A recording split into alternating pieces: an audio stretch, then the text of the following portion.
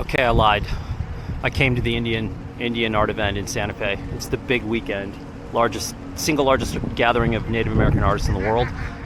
I came because Native American art is absolutely stunning, and I came to my senses and was like, yeah, I know it's crowded, it's hot, I had to walk a long way, but totally worth it, man. Some of the work is just absolutely incredible. A couple of observations though. I did see a hipster from California. Well, I take that back. He's too old to be a hipster. He's an older guy. He had more gray than I do, and he had the brass Leica around his shoulder. But here's the thing, guys. Here's your tell that tells me that you're not a photographer, that you're a guy who bought that because it's a piece of jewelry. Leicas don't brass uniformly around the entire outside of the camera. They brass in sections, little pieces. It starts in one area and it moves. But if you see a Leica that is perfectly brassed around the edges all the way around the camera, it means that the person brassed it specifically. They basically brassed it on purpose to make it look that way, which tells me, please, you're not really a photographer. You're just somebody who's bought into the Leica mystique and the look more than the actual work that you're making with the camera. So don't do that. The only person who should legally be allowed to have a brassed Leica, and he's long since gone, is Jim Marshall. So if you're not Jim Marshall, don't do it. I know it's tempting. It's so tempting to brass it because everyone on Instagram is going to think you're cool. But the people who know don't think you're cool. They know that you own a piece of steel wool. I can't keep giving you all these public service announcements, but you don't need a lens cap. Take your lens cap off and leave it at home. This goes out to anyone under 25. It's the only people I see with lens caps. I don't know why. I can't explain it. I have no information and I have no data to support that. But all I know is today I've seen half a dozen under 25s with film cameras on their shoulder, and they all have lens caps on. You don't need a lens cap because you're going to miss photographs if you have a lens cap. 2, put a filter on there and then leave the lens cap at home in the box so that when you hit rock bottom and photography has sucked every ounce of positivity out of your body and you've given up and you're like, I want to either destroy this camera or try to sell it, then you're going to want to have that lens cap, because the next victim is going to step in and say, hey, do you have a lens cap for this lens? And you're going to go, yeah, I do. I right here, because I put a filter on the lens and got smart and left my lens cap at home. You're welcome. So I know what you're thinking. Oh. I know what you're thinking. It's Sunday morning. Milner, it looks suspiciously like you're wearing the same thing that you were wearing yesterday. And I know that there's no way that you went home after swimming in the murky Rio Grande and then sweating all afternoon and salting up this shirt. I'm guessing that you probably didn't do a specific load of laundry to wash this shirt, that you're probably wearing the same salt-crusted shirt that you are today. And you would be correct. I think we've gotten spoiled here with how many times we do laundry and how many showers we take. And as far as I know, I don't smell. I'm just not a smelly person. So I can get away with it. And remember, even though this is completely soaked through in sweat right now, in 20 minutes in the sun, it will be dry again. So I am at 11,762 feet in the Sangres. I left the parking lot, which is at 10,000, and I wanted to do a 10-mile out and back, sort of a speed trip, a little bit of training. And I brought my burrito pack with me, and I thought I would tell you what's in the burrito pack, because that's what people seem to do, and you might be surprised at what's in there and what's not. So let's have a look. Let me see if I can put this down and balance this dumb little thing. Oh, now can I see? Yeah, that looks terrible. But hey, this is the burrito pack. This is my Ortlieb waterproof backpack, and in the top, rain layer. Definitely got to have a rain layer at all times. We're definitely getting clouds already, which is a bit early to have clouds, but that means we could get monsoons this afternoon. Anytime you go up in the mountains in the summer, you got to have a rain shell. Not water resistant, but waterproof, mind you. Now, my 180 to 600 of my Nikon Z8 that normally fits in this giant pocket, this whole bag it goes underneath this little carrier, but this protects it from the top and then this zips up and it's waterproof. So my 180 to 600 and my Z8 go in here, but I don't have the Z8 or the 180 to 600. I have the ZF just in case like a riot breaks out and I need to be a photojournalist for a minute. And I have my book.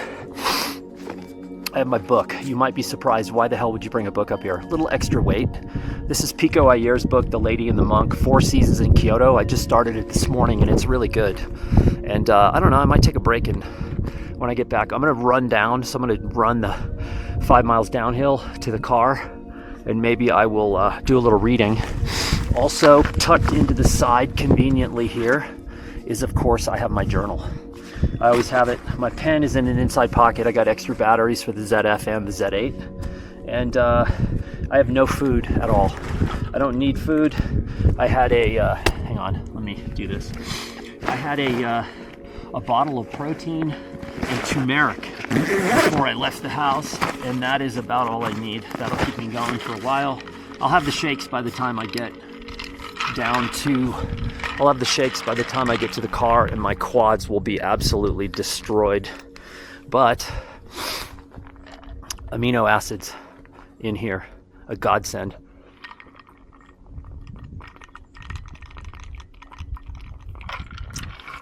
Mango flavor.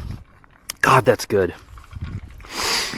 Cayenne amino acids. How do you like this camera work? Pretty astounding, right? I mean, I don't really need a pack this size for a day hike like this, a 10-mile hike. Don't need any pack. But I was doing a lot of rucking before my neck hit the skids. You gotta love my wife. Oh, I need a snot rocket. My wife, all right, I'm gonna start down. My wife was hoping that the problem with my neck was tied to rucking, because that way I could just stop rucking and then it would miraculously fix itself, and then my neck would never impact our lives in any way. Because she's a life is through rose-colored glasses kind of person, and I love being around those people. I love positive people, and she has enough sense to know that, like, okay, that was not the cause, and the solution is unfortunately not that easy. So I'm going to continue to ruck at some point, and just not today. Today I'm going to, it's kind of like rucking. I mean, this isn't nearly as heavy as my ruck pack, but I can definitely feel it, and would be nice to get some rain. Look at this place. And by the way, I haven't seen another person in probably 30 minutes. I saw two pretty serious trail runners, a man and a woman, come by. They were definitely people who put the time in on the trail. And yeah, I haven't seen anyone else. Pretty nice. And this is, a busy weekend in Santa Fe, so it's not hard to get away from people. Don't come here. I'm not saying that. Don't come here. Just stay where you are.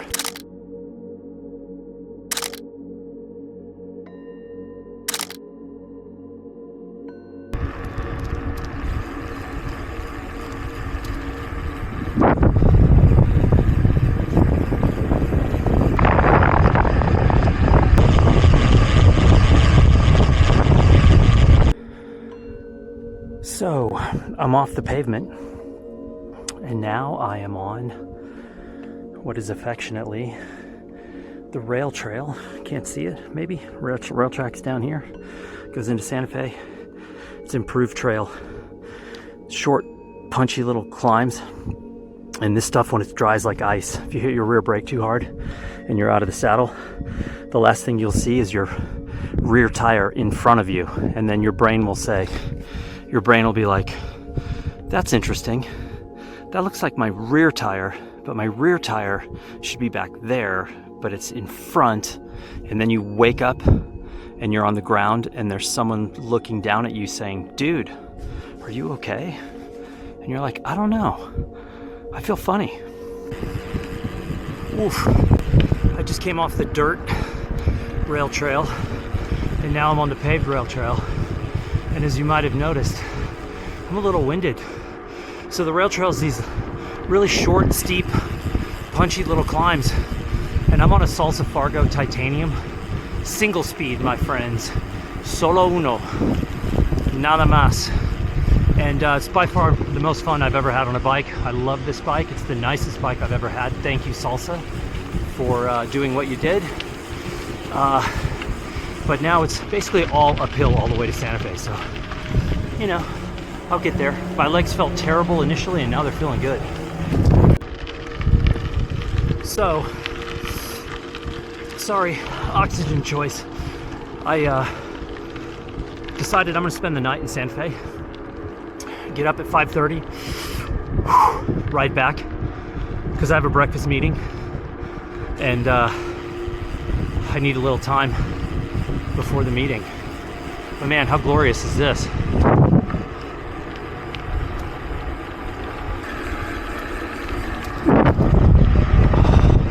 Late summer.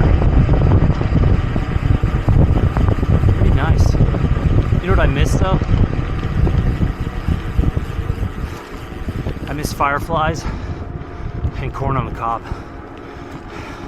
That was childhood in Indiana, and Wyoming was Wyoming definitely wasn't sweet corn. It wasn't. We had fireflies, but more mosquitoes. Don't necessarily miss those, but I certainly do miss Wyoming.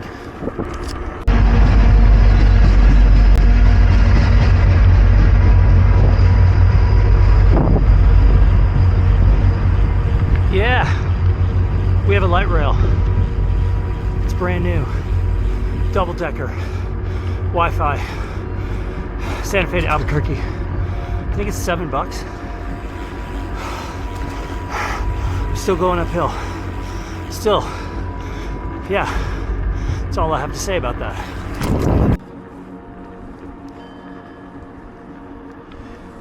Oh, I did not want to get up this morning.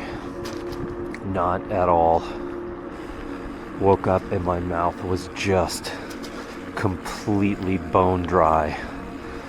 Bone dry from the back of my throat to my teeth. Like my mouth had been wide open and I was just like sucking air. And I also woke up and my wife had both of my pillows.